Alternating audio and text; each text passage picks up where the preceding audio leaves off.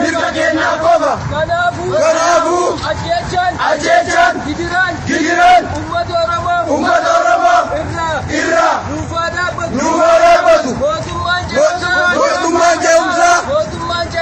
Mootummaan ce'umsaa uummataan hoogganamu nuuf haa dhaabbatu.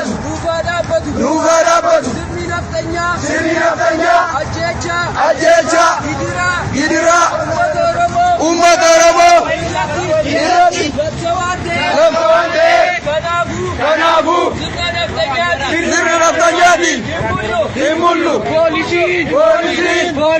Poolisiin Oromiyaa gaachana Oromooti.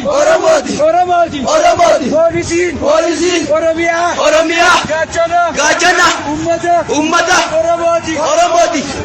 Uummanni Oromoo nagaa barbaanna. Jawaariin ibsa wayyaanee biyyatti galche hiitanii naftanyaa wajjin nurratti lafa dhiitu. Jawaariin